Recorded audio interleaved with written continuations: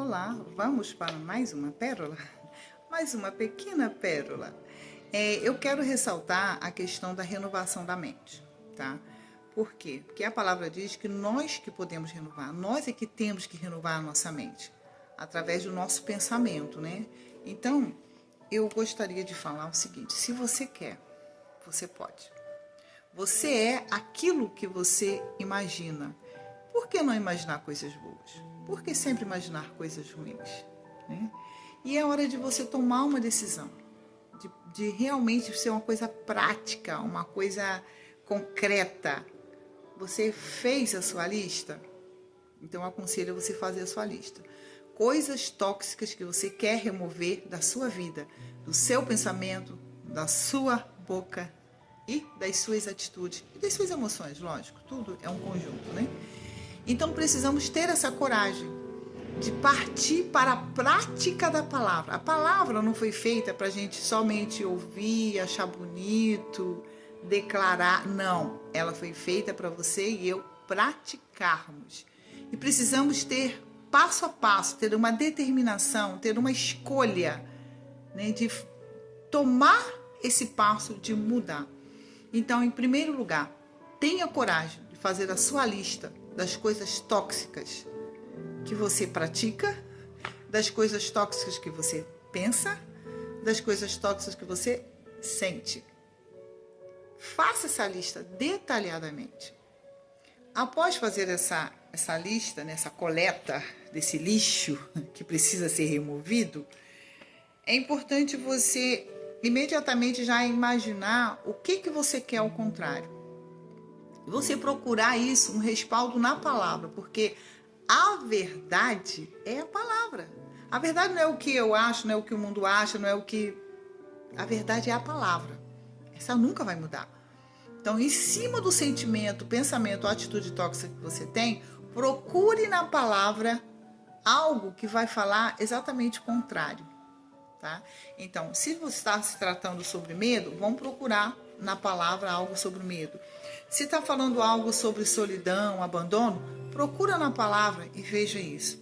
E em cima desses versículos que você achar, leia, medite, se possível, memorize, para você, quando vir o sentimento ou o pensamento tóxico, você já trazer a palavra de Deus para substituir esse pensamento ou esse sentimento, tá? Então, é muito importante que a gente venha também fazer uma reflexão focada, de você pegar a palavra, ler, meditar e se aprofundar e perguntar o que mais aqui que eu preciso saber. Eu vou dar como exemplo, né, a minha vida, que o meu maior problema na minha vida sempre foi a questão da orfandade. Perdi meu pai com 7 anos e minha mãe com 11. Então, fui criada pelos meus irmãos mais velhos. E essa orfandade trouxe muita toxicidade, né? E então eu comecei a imaginar, bem, então em cima da minha orfandade, o que a palavra de Deus diz sobre orfandade? Em primeiro lugar, vai falar lá no Salmo 27, que ainda que meu pai e minha mãe desampararem, o Senhor me acolherá. Então, o Senhor é aquele que acolhe. O Senhor é aquele que é o pai do órfão. Então, em cima dessa palavra, eu comecei a meditar, bem, o Senhor me acolheu. E aí, a palavra diz que o Senhor me acolheu, então o Senhor me acolheu. E aí eu fui focar mais profundamente nesse como Deus me acolheu. Eu fui meditando na minha vida, em cima do que a palavra diz. Em qual momento que Deus me acolheu? Deus me acolheu através dos meus irmãos, através, né, deles renunciarem a vida deles para cuidar de mim, que eu era uma das menores da casa. Então teve todo um acolhimento de Deus para me proteger. Na escola sempre tinha algum professor que se preocupava mais, porque via que eu era uma pessoa muito introspecta, medrosa, né? Se escondendo. E aí, tímida, extremamente tímida, com dificuldade de comunicação. Tudo isso era fruto da orfandade. E sempre teve alguém que me acolhesse nessa hora. E eu pude refletir, meditar, pensar conscientemente sobre isso, sobre esse momento em que Deus me acolheu dentro da minha orfandade. E aí eu comecei a acrescentar essas coisas na minha escrita lá, na minha lista do negativo, a lista dos pensamentos, né, que a palavra de Deus diz, que é o que eu tenho que colocar no lugar, e eu comecei a acrescentar esses detalhes. de como que Deus me acolheu. Então, em cada versículo, você tem que se aprofundar mais, né? Tem uma reflexão muito mais profunda dentro daquilo que você recebeu como palavra, que você tem que substituir daquilo que é tóxico. Isso também pode equivale também às atitudes, porque não adianta. Aquilo que você pensa é aquilo que você vai falar, é aquilo que você vai sentir, é aquilo que você vai agir. Não tem como. Tudo está interligado. E aí é muito importante a gente colocar, dar ênfase, sabe? É uma escrita livre, você ter seu caderno, tá? Ter seu caderno. Olha o meu, gente, olha. Ter o seu caderno e você fazer as suas anotações. Nessas anotações, você ter toda uma criatividade, né? De você escrever em letras bem grandes, né? Não vou mais pensar negativo, né? Eu não gosto de negativismo. E botar um montão de ó, sabe?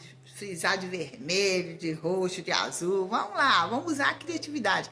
Porque tudo isso faz parte, sabe? De você dizer assim, eu não quero mais isso, eu não quero mais isso, né? E outra coisa legal é de você desenhar, você brincar com as palavras, tipo, né? Eu não quero mais viver isso na minha vida. Eu botar um eu em cima, o não embaixo, fazer um zigue-zague, né? Fazer em volta formato de Z. Brincar mesmo, sabe? Mas para você expressar as suas emoções com relação àquilo que você não quer e com relação àquilo que você quer. E outra coisa legal é você fazer no meio a questão principal e depois ir colocando os ramozinhos que aquilo foi trazendo para você, né? E aí eu fiz com relação à orfandade, botei a orfandade no meio e fui colocando em volta o que a orfandade trouxe para mim, né? E eu coloquei orfandade, fuga da realidade, gostava de dormir muito, escassez, né? Introspecção, extremamente tímida, medo das pessoas, raiva das pessoas que tinham pai e mãe, e inveja, né? Egoísmo, dificuldade de se expressar, solidão. Preferia ficar sozinha para não dar problema para ninguém, preferia dormir do que ficar acordada e trazer problema para alguém. Tudo isso era fruto da orfandade. Então eu fui e coloquei dessa maneira artística, né? Desenhando ali, ó, né? As palavras como árvore e tal. Isso é legal você fazer isso, porque você vai expressar como você sentiu, como tudo isso aconteceu na sua vida. E aí, ao mesmo tempo, você vai começar a trabalhar cada uma dessas coisas que fez com que você sentisse dessa maneira, você começar a trazer para a tua consciência qual é a realidade. Não aquilo que você sente, mas a realidade. Então, com relação à escassez, da onde que veio esse sentimento? Já que eu tinha pessoas que cuidavam de mim, me davam comida, de repente eu não comia aquilo que eu queria, né? Não tinha alguém especial me dar aquela comidinha gostosinha de criança. Mas nunca me faltou nada. Eu não passei fome, né? Eu não passei fome. Mas essa ideia de escassez veio com a orfandade. Da onde veio essa questão do medo? Achar que está sozinha. Gente, eu estava rodeada de pessoas. Eu tinha pelo menos 7 pessoas cuidando de mim. A minha casa sempre foi cheia. Então, tudo isso para você começar a tirar aquela ideia mentirosa, trazendo para a tua realidade, a consciência. Vamos pensar de maneira consciente, sem só com as emoções, sem só com aquela raiz de orfandade que trouxe você pensar e sentir daquela maneira. Vamos investigar, vamos questionar esse sentimento, vamos confrontar ele com a realidade da palavra de Deus e a realidade da realidade mesmo. E eu comecei a ver, eu falei, olha, nunca estive só. Nunca estive só.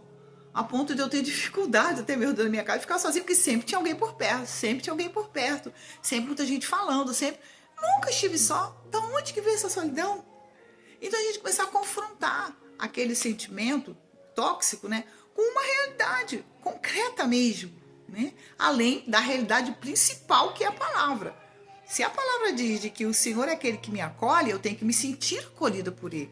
Se a palavra de Deus diz que o Senhor falou que nunca te deixarei, né? Estarei contigo todos os dias até a consumação dos séculos, não tem mais solidão. Aonde eu estou, Ele está comigo. Aonde eu vou, Ele vai comigo. Ele habita dentro de mim. Não tem mais motivo para solidão. Não tem mais motivo para solidão. E muito pelo contrário, hoje em dia eu gosto de ficar só para eu poder pensar melhor, para eu poder fazer algumas coisas que às vezes você, com outras pessoas não dá, você tem que dar atenção às pessoas e tal, né? Então eu comecei a entender de que tudo isso era só fruto da orfandade, mas não era a minha realidade, não é a realidade de quem eu sou. Em primeiro lugar, hoje em dia eu vejo que eu não sou nada tímida, eu não fui chamada para viver me escondendo, eu fui chamada para aonde eu for, todo mundo me vê, não tem como falar bom dia com atitude para todo mundo, sabe? Eu fui chamada para poder me comunicar com pessoas, eu fui chamada para poder me expressar a alegria do Senhor, expressar a bondade, o amor de Deus. Foi para isso que Ele me chamou. E a orfandade estava querendo me desviar de tudo aquilo que eu sou em Deus. Então eu quero te desafiar a fazer a sua lista com consciência, confrontar com a palavra de Deus, que é a verdade absoluta, e depois confronte também com a sua própria realidade. E você vai começar a tomar atitudes diferentes, ter pensamentos diferentes do que você estava pensando. Mude a sua maneira de pensar, porque da maneira como você se pensa, você vai se tornar. Beleza? Fica com essa pérola por hoje.